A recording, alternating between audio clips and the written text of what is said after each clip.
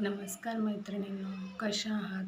खुश आणि आनंदी नक्कीच असाल आणि परमेश्वराची भक्ती पण करत असाल. तर मी आज आपणाला आपल्या आयुष्यात घडणाऱ्या अनेक छोट्या छोट्या गोष्टी, नकारात्मक ज्या गोष्टी असतात त्यावर एक नारळाचा सुंदर उपाय सांगणार आहे.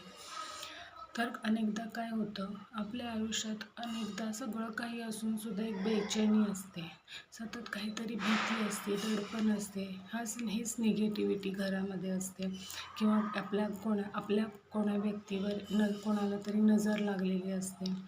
तर ह्यासाठी आपण काय करायचं, तर एक नारळ घ्यायचा, त्या नारळाला एक काजळाचा टिक्का लावायचा आणि तो नारळ घराच्या चारी कोपऱ्यांमधून फिरवून तो नारळ आपण वाहत्या पाण्यात प्रवाहित करायचा किंवा बाहेर नेऊन टाकून द्यायचा.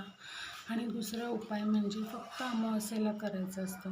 हा उपाय म्हणजे एक नारळाचा जो आतला गोटा असतो तो गोटा घ्यायचा, त्याला एक छोटंसं होल पाडायचं, त्या होलामध्ये आपण साखर आणि रवा भरायचा आणि त्या हातात घेऊन आपण ओम नमो भगवते वासुदेवाय नमः ह्या मंत्राचा जाप करून आपण एका पिंपळाच्या किंवा वडाच्या झाडाखाली जाऊन ते पुरून द्यायचं.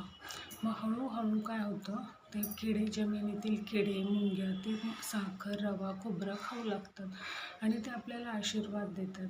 मग त्यांच्या आशीर्वादाने किंवा त्यांच्या आत्म्याच्या शांतीमुळे आपल्या आयुष्यातल्या छोट्या छोट्या नकारात्मक गोष्टींचा नाश व्हायला लागतो आणि आपली अनेक अडखळलेली कामे पूर्ण होतात.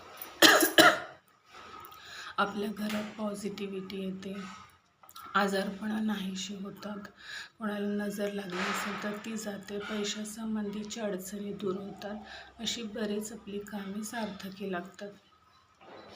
बघा, आपल्या आयुष्यात परमेश्वराचा आशीर्वाद तर असतोच, पण प्रारब्धानुसार आपल्याला बऱ्याच गोष्टी सहन कराव्या लागतात. मग आपण असे छोटे छोटे उपाय करून आपण त्यातून मुक्ती मिळवू शकतो. नमस्कार.